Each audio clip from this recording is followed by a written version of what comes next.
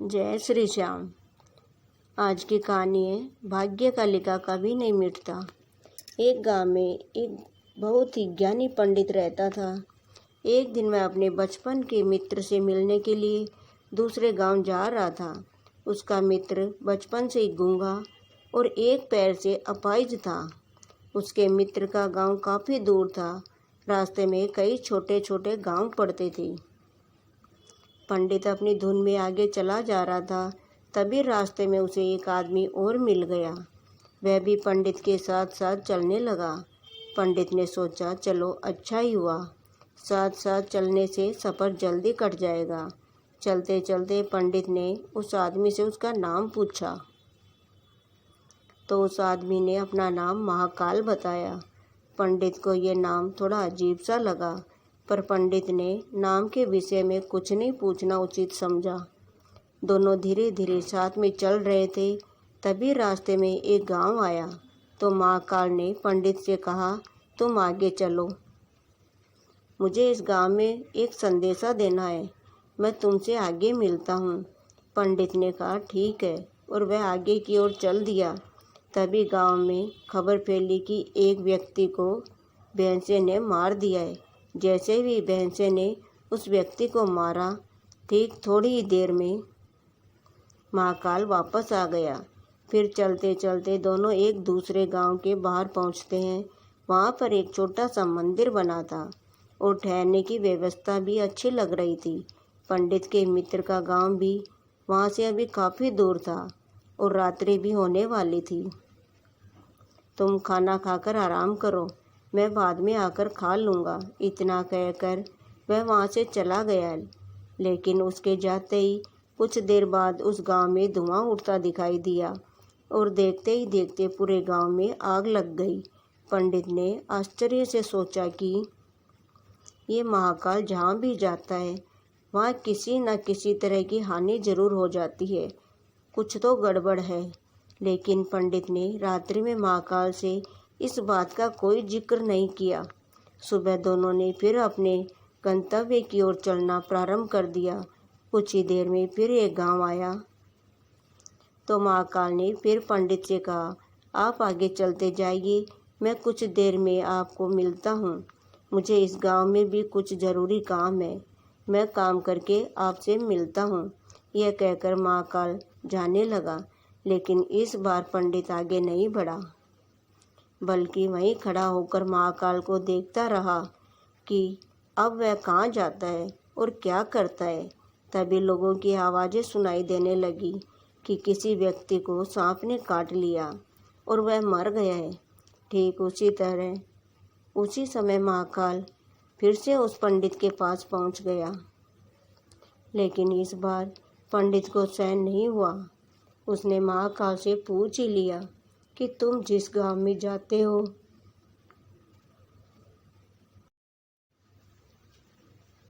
वहाँ कोई ना कोई नुकसान जरूर हो जाता है, क्या तुम मुझे बता सकते हो ऐसा क्यों हो रहा है? तो महाकाल ने जवाब दिया, पंडित जी, आप तो मुझे बहुत बड़े ज्ञानी मालूम पड़े थे, लेकिन मैं आपके साथ चलने लगा था क्योंकि ज्ञानियों का संग बहुत अच्छा होता है, परंतु आप अभी तक समझ नहीं पाए कि मैं कौन हूँ। पंडित ने कहा, मैं समझ गया हूँ, लेकिन मुझे कुछ शंका है। अगर आप ही अपना उपयुक्त परिचय दे दे तो मुझे शंका नहीं होगी। महाकाल ने जवाब दिया, मैं यमदूत हूँ और यमराज की आज्ञा से उन लोगों के प्राण हरण करता हूँ जिनकी आयु पूर्ण हो चुकी है। हालांकि पंडित को पहले से ही इस बात की शंका थी, फिर भी महाकाल के मुंह से सुनकर पंडित घबरा गया।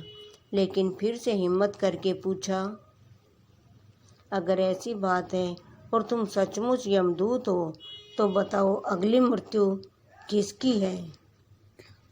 यमदूत ने जवाब दिया, अगली मृत्यु तुम्हारे उस मित्र की है जिससे तुम मिलने जा रहे हो, और उसकी मृत्यु का कारण भी तुम ही बनोगी। ये बात सुनकर पंडित सहम सा गया। पंडित सोच में पड़ गया कि यदि वास्तव में यह यमदूत हुआ तो उसकी बात भी सही होगी, मेरे कारण मेरे बचपन के सबसे अच्छे मित्र की मृत्यु हो जाएगी। इसलिए अच्छा यही होगा कि मैं अपने मित्र से मिलने ही ना जाऊं। कम से कम मैं तो उसकी मृत्यु का कारण नहीं बनूंगा। महाकाल ने कहा, तुम जो सोच रहे हो वह सब मुझे पता है, मगर तुम्हारे अपने मित्र से मिलने ना जाने से नियति नहीं बदल जाएगी। तुम्हारे मित्र की मृत्यु निश्चित है और वह अगले कुछ क्षणों में घटित होने वाली है। महाकाल के मुंह से ऐसी बातें सुनकर पंडित को झटका सा लगा, क्योंकि महाकाल ने उनके मन की बात जान ली थी, जो कि एक साधारण व्यक्ति के लिए संभव नहीं है। अब तो पंडित को विश्वास हो गया, ये महाकाल सचमुच ही यमदूत है, वह अपने मित्र की मृत्यु के कारण न बने। इसलिए पंडित पीछे की ओर मुड़ा और अपने गांव की ओर जाने लगा। परंतु जैसे ही पंडित मुड़ा, उसका मित्र तेजी से उसकी ओर आता हुआ दिखाई दिया, जो पंडित को देखकर अत्यंत प्रसन्न दिख रहा था। अपने मित्र के आने की गति को देखकर पंडित को ऐसा लगा जैसे कि उसका मित्र काफ़ी समय से उसके पीछे ही आ रहा है, लेकिन वह बचपन से ही गूंगा था और पैर से अपाहिज, इसलिए ना तो वह पंडित के पास पहुंच पा रहा था और ना ही पंडित को आवाज़ दे पा रहा था। लेकिन जैसे भी पंडित के पास पहुंचा, अचानक उसकी मृत्यु हो गई। पंडित हक्का बक्का होकर महाकाल की ओर देखने लगा, जैसे कि वह पूछना चाह रहा हो कि आखिर क्या हुआ।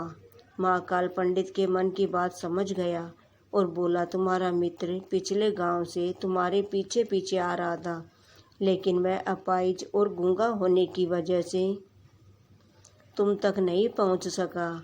उसने अपनी संपूर्ण ताकत लगाकर तुम तक पहुंचने की कोशिश की, लेकिन बुढ़ापे में बचपन जैसी ताकत नहीं होती, इसलिए हृदयाघात के कारण तुम्हारे मित्र की मृत्यु हो गई, क्योंकि तुमसे मिलने के लिए अपनी गति की सीमा को लांघते हुए वह तुमसे मिलने के लिए पीछे पीछे भाग रहा था, इसलिए अपने मित्र की मृत्यु का कारण तुम ही बने। अब पंडित को विश्वास हो चुका था कि सचमुच ये महाकाल एक यमदूत है और उसका कार्य जीवों के प्राणों को हरना है। पंडित एक ज्ञानी व्यक्ति था, इसलिए यह भी जानता था कि मृत्यु पर किसी का बस नहीं चलता, सभी जीवों को एक ना एक दिन मरना ही है। यही सोचकर उसने अपने आप को संभाल लिया। लेकिन अचानक पंडित के मन में स्वयं की मृत्यु के बारे में जानने की इच्छा हुई, इसलिए उसने महाकाल से पूछा, जब मृत्यु मेरे मित्र की होनी थी तो तुम शुरू से ही मेरे साथ क्यों चल रहे थे? महाकाल ने जवाब दिया, मैं तो सभी के साथ चलता हूँ और हर क्षण चलता रहता हूँ, किंतु लोग पहचान नहीं पाते, क्योंकि लोगों के पास अपनी समस्याओं के अलावा किसी और व्यक्ति, वस्तु या घटना के संदर्भ में सोचने, समझने और देखने का समय ही नहीं होता। पंडित ने कहा, क्या तुम बता सकते हो कि मेरी मृत्यु कब और कैसे होगी? तो महाकाल ने कहा, हालांकि किसी सामान्य जीव को ये जानना ठीक नहीं है, क्योंकि कोई भी जीव अपनी मृत्यु के बारे में जानकर दुखी हो जाता है, लेकिन तुम ज्ञानी व्यक्ति प्रतीत होते हो और अपने मित्र की मृत्यु को तुमने जितनी आसानी से सहन कर लिया है, उसे देखकर लगता है कि तुम अपनी मृत्यु के बारे में जानकर भी दुखी नहीं होगी। इसलिए मैं तुम्हें बता देता हूँ कि तुम्हारी मृत्यु आज से ठीक 6 महीने बाद आज ही के दिन किसी दूसरे राज्य के फांसी लगने से होगी। दूसरे राज्य में फांसी लगने से होगी और सबसे आश्चर्य की बात यह होगी कि तुम स्वयं खुशी से फांसी को स्वीकार कर लोगे। इतना कहकर महाकाल जाने लगा, क्योंकि महाकाल का पंडित के साथ चलते रहने का अब कोई और कारण नहीं था। पंडित भी अपने मित्र की यथाशक्ति कर्म कांड करके अपने गांव चला गया, लेकिन कोई व्यक्ति कितना भी ज्ञानी क्यों न हो, अपनी मृत्यु की बात सुनकर दुखी हो जाता ही है और मृत्यु से बचने के लिए कुछ ना कुछ करता है। तो पंडित ने भी किया। पंडित विद्वान था, इसलिए उसकी ख्याति उस राज्य के राजा तक थी। उस पंडित ने सोचा कि राजा के पास तो कई ज्ञानी मंत्री हैं, वे मेरी मृत्यु से संबंधित समस्या का कोई ना कोई हल निकाल ही लेंगे। पंडित यह सोचते हुए राज दरबार में पहुंच जाता है और उसने वहां जाकर राजा को सारा वृत्तांत सुनाया। राजा ने यह बात अपने मंत्रियों को बताई और उनसे सलाह मांगी। अंत में सभी ने विचार विमर्श करके कहा कि अगर पंडित की बात सही है तो यह तो निश्चित है कि उसकी मृत्यु हुई 6 महीने के बाद ही होगी, लेकिन मृत्यु तब होगी जब वह दूसरे राज्य में जाएगा। यदि वह दूसरे राज्य में जाएगा ही नहीं तो मृत्यु भी नहीं होगी। मंत्रियों की यह सलाह राजा को भी ठीक लगी। बहुत सोच समझकर राजा ने पंडित के रहने की व्यवस्था महल में ही कर दी और राजा के आदेश के बिना उस पंडित से किसी को भी मिलने नहीं दिया। लेकिन पंडित कहीं भी आ जा सकता था ताकि पंडित को ये ना लगे कि वह राजा की कैद में है। परंतु पंडित हर डर के कारण स्वयं ही कहीं आता जाता नहीं था। धीरे धीरे पंडित की मृत्यु का समय नज़दीक आने लगा और वह भी दिन आ गया जिस दिन पंडित की मृत्यु होने वाली थी। पंडित अपनी मृत्यु को लेकर बहुत चिंतित था, इसलिए उस दिन पंडित डर के मारे जल्दी ही सो गया ताकि जल्दी से वह रात बीत जाए और अगला दिन निकल आए तो मृत्यु टल सके। लेकिन पंडित को स्वयं नींद में चलने की बीमारी थी और इस बीमारी के बारे में वह स्वयं भी नहीं जानता था। अतः राजा के किसी वेद को बताने का तो प्रश्न ही नहीं उठता। उस रात पंडित को नींद में चलने का दौरा पड़ा। वह उठा और जेल से निकलकर अस्तबल में गया। पंडित राजा का खास मेहमान था, इसलिए किसी पहरेदारों ने उसे नहीं रोका और न ही किसी तरह की पूछताछ की। अस्तबल में पहुंचकर वह सबसे तेज चलने वाले घोड़े की पीठ पर सवार होकर नींद में ही राज्य की सीमा के बाहर दूसरे राज्य में चला गया।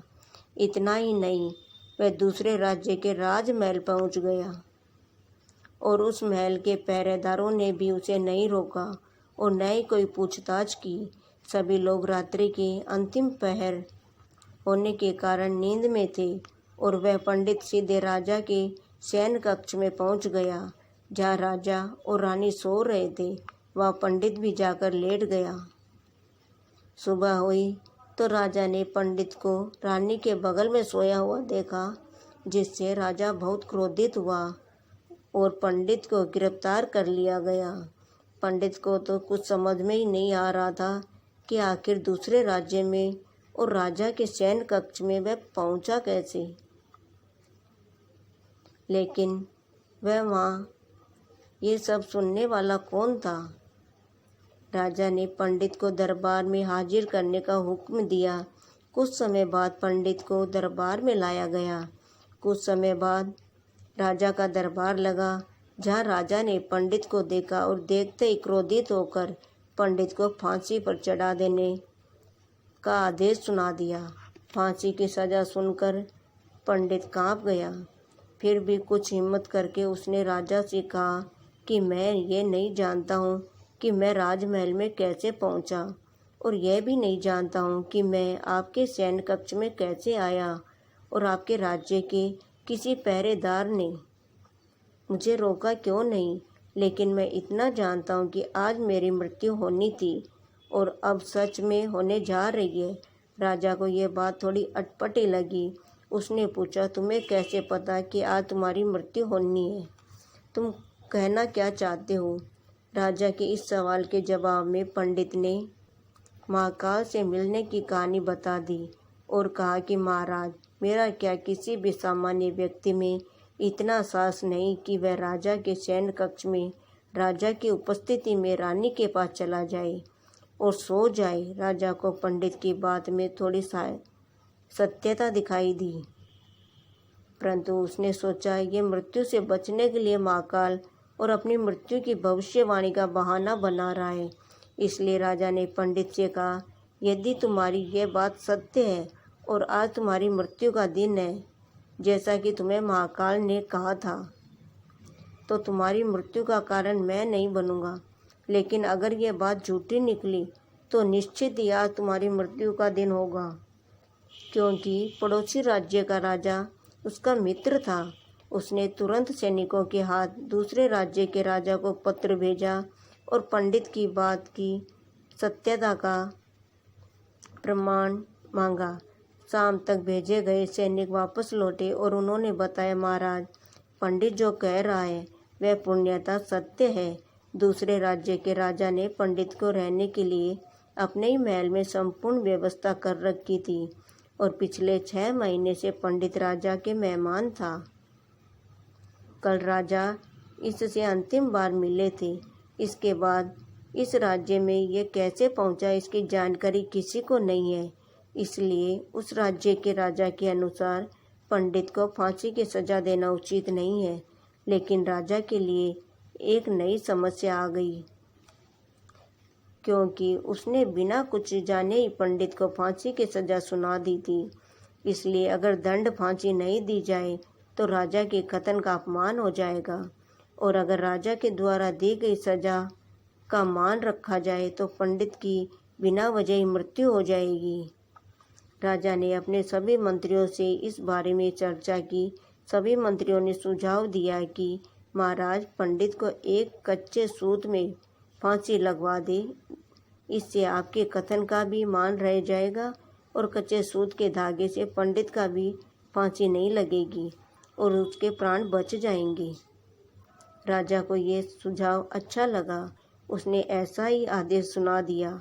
पंडित के लिए कच्चे धागे के सूत का फांसी का फंदा बनाया गया और नियम के अनुसार पंडित को फांसी पर चढ़ाया जाने लगा।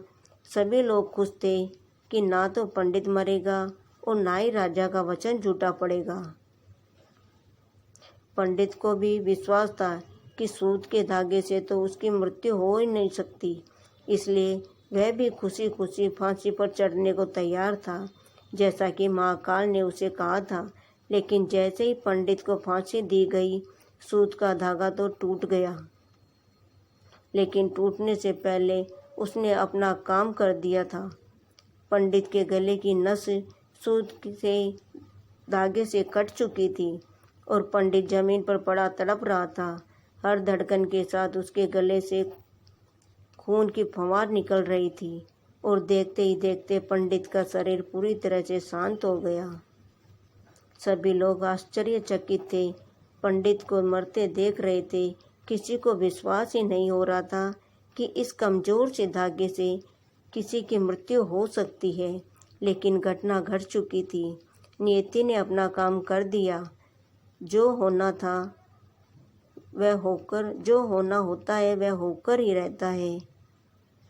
हम चाहे जितना भी सावधानियां बरतें, जितना भी उपाय कर ले, लेकिन हर घटना और घटना की पूरी प्रणाली पहले से ही तय होती है, जिसे हम थोड़ा सा भी इधर उधर नहीं कर सकते।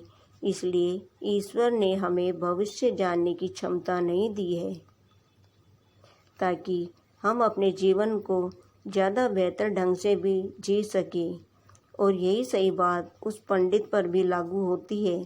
यदि पंडित ने महाकाल से अपनी मृत्यु के बारे में ना पूछा होता तो 6 महीने राजा की कैद में डर डर के जीने की बजाय ज़्यादा बेहतर जीवन जीता। तो दोस्तों, आपको ये कहानी कैसी लगी हमें कमेंट करके बताइए और वीडियो को लाइक करें।